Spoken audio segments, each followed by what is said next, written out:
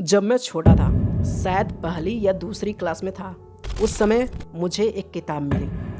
वही किताब जिसमें A for apple B for ball लिखा होता है। उस किताब के लास्ट में दो छोटी सी कहानी लिखी हुई थी। पहली सोने का अंडा देने वाली मुर्गी की और दूसरी कछुए और खरगोश की। शायद आपने भी पढ़ा हो। दोनों ही स्टोरीज काफ़ी सिंपल और मज़ेदार थी। बच्चे क्लास में पढ़ाई कम मस्ती ज़्यादा करते हैं। इसी तरह मैं और मेरा एक दोस्त उस किताब को खोलते और उसमें बने एप्पल, बॉल और हर इमेज को देखते थे। और मैं कहता कि ये एप्पल मैं लूँगा, वो कहता फिर ये बॉल मेरा है। ऐसे ही करते करते जब हम लास्ट पेज पर गए तो मेरे दोस्त ने तुरंत ही कछुए वाली इमेज पर हाथ रख के बोला, इसे मैं लूँगा। तो मैंने खरगोश की साइड लेते हुए कहा, तुम्हारा कछुआ बहुत स्लो है, बड़ा धीमे चलता है। मेरा खरगोश बहुत स्मार्ट है। उसने मुझे चिढ़ाते हुए कहा, इसीलिए तो तेरा ओवर स्मार्ट खरगोश हार गया। मैं सोचने लगा, यदि मैं खरगोश की जगह पर होता तो मैं फिनिश लाइन पार करके ही सोता, न कि बीच। By the way, story is story. Story में धीरे धीरे चलने वाला कछुआ सबसे तेज दौड़ने वाले खरगोश को भी हरा देता है। इसके दो रीजन है। पहला खरगोश का लेजीनेस और दूसरा कछुए की कंसिस्टेंसी, निरंतरता। यही सबसे बड़ा फैक्टर है। यदि खरगोश सो भी जाता है पर कछुआ लगातार नहीं चलता तो कभी जीत ही नहीं पाता। कंसिस्टेंसी इम्पॉसिबल को भी पॉसिबल कर सकती है।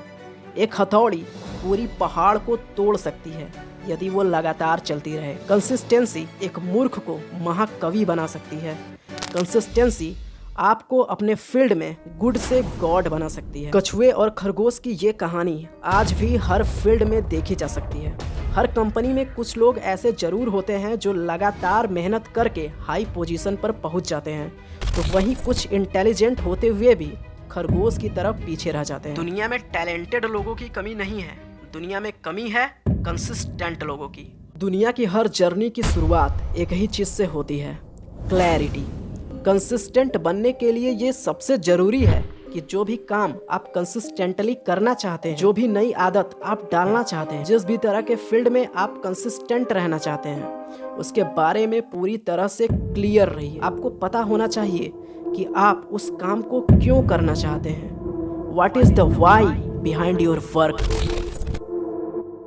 कोई भी नया काम, कोई भी नई आदत जिसे आप करने वाले हैं, उसे तब तक मत करिए जब तक कि आपका बचा हुआ काम कंप्लीट न हो जाए। पहले से ही जिस आदत पर आप काम कर रहे हो वो पूरी तरह से स्टेबलाइज्ड न हो जाए। और एक आदत कम से कम 66 डेज का समय लेती है पूरी तरह से बनने में। कोई भी नई आदत जिस पर आप काम कर रहे हैं, शुरुआत में ही उसके हर छोटी से छोटी डिटेल्स पर ध्यान मत दो। जितना ज़्यादा आप छोटी से छोटी चीज़ पर ध्यान देंगे, उसे आप उतना ही कॉम्प्लिकेटेड बना देंगे। And complexity is the enemy of consistency. यदि आप फिट होने के लिए अपना वेट लूज़ करना चाहते हो तो शुरू से ही अपने डाइट को पूरी तरह साइंटिफिक तरीके से मत लो। डाइट के हर कैलोरी को गिनने के बजाय जूता पहनो और दौड़ने के लिए निकल जाओ। जो प्लान जितना सिंपल होगा वो उतना ही रिपीटेबल होगा। So make it simple.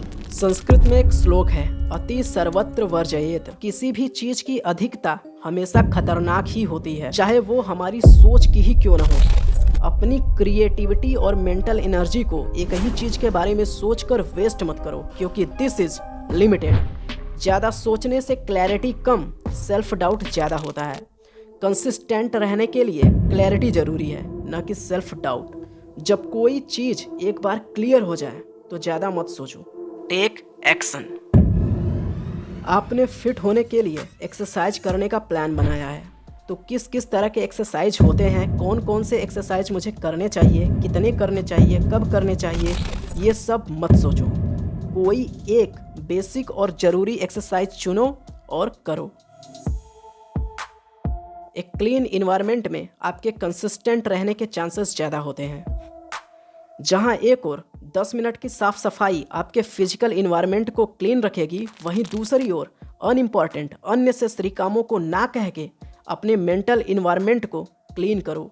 इससे यह फर्क नहीं पड़ता कि ये अननेसेसरी काम आपका है या किसी और का। लर्न हाउ टू से नो। कंसिस्टेंट रहते हुए अचानक से ब्रेक लग जाए तो फिर उठो और कम बैक करो।